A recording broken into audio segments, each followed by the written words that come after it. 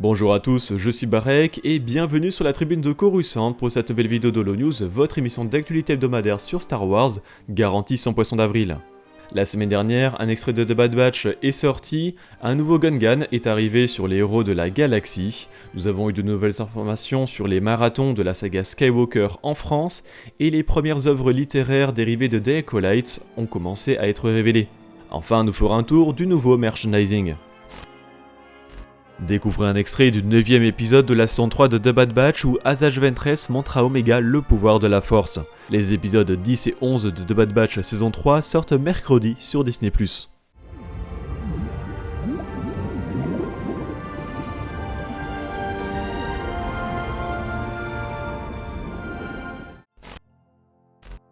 Le bombardier Gungan de la menace fantôme rejoint le jeu mobile Les Héros de la Galaxie. Le Gungan est débloquable gratuitement via un événement temporaire et fera partie de l'équipe à constituer pour obtenir Jar Jar Binks.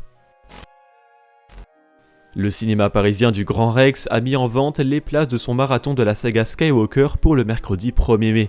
La prélogie sera ainsi diffusée de minuit à 7h30, la trilogie originale de 8h15 à 15h45 et la postlogie de 16h30 à minuit et demi. De plus, les cinémas UGC et Pathé organiseront également un marathon, mais le samedi 4 mai. Le même jour repassera aussi La Menace Fantôme tout seul pour fêter ses 25 ans. Aux États-Unis, ces ressorties cinéma, épisode 1 comme marathon, ont été annoncés comme étant accompagnés d'un extrait exclusif de The Acolyte. Aucune communication pour les ressorties françaises à ce propos n'a été faite. Les deux premières annonces de produits littéraires dérivés de la prochaine série live-action The Acolyte sont apparues de manière très discrète. Tout d'abord, la mention d'un comic The Acolyte 2024 numéro 1 est apparue dans le contenu annoncé du trade paperback, l'équivalent des 100% Star Wars de Marvel, The High Republic Phase 3 Volume 2, prévu pour novembre aux côtés des numéros 5 à 8 de The High Republic 2023. Le fait que ce numéro soit seul dans le volume suppose que c'est un one-shot dérivé de The Acolyte. Mais la série Disney+ se déroule environ 100 ans après les événements de The High Republic 2023, ce serait donc probablement une sorte de préquel, peut-être sur le personnage de Vernestra Rwoh, présente à la fois dans les littératures et dans la série. La seconde annonce vient du site de DK qui révèle The Acolyte The Visual Guide.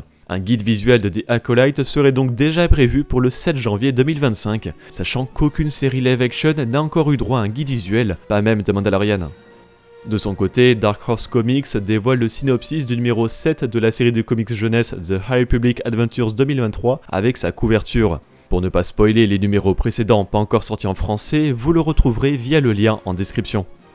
Avant que Qui-Gon Jinn et Obi-Wan Kenobi ne commencent à découper des droïdes de combat et à sauver des Gungans maladroits dans La Menace Fantôme, ils étaient occupés à combattre des pirates et à tenter d'empêcher l'assassinat de l'ensemble du Conseil Jedi. Cette histoire est sur le point d'être racontée dans le prochain roman de Living Force. Le roman écrit par l'auteur de Kenobi, John Jackson Miller, se déroule un an avant les événements de La Menace Fantôme, et nous avons un extrait exclusif du livre qui met en scène 3 membres d'un gang ayant la grave malchance de détourner un vaisseau avec Qui-Gon et Obi-Wan à son bord. The Living Force sortira le 9 avril en anglais.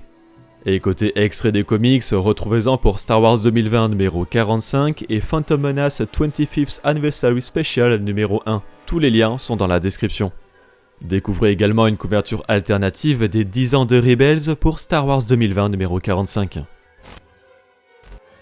La semaine dernière est sorti sur Disney+, l'épisode 9 de la saison 3 de The Bad Batch.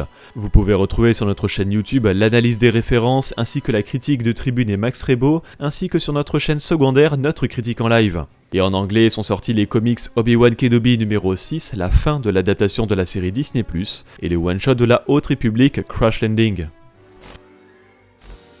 Côté merchandising, Hasbro a fait de nombreuses annonces avec, pour les The Black Series, le pack de 4 figurines issues du roman L'Ultime Commandement avec Luke Skywalker, Luke, Jorus Sabeos et Mara Jade, et le pack de 2 figurines de The Clone Wars avec le Soldat Clone Phase 2 et un druide de combat.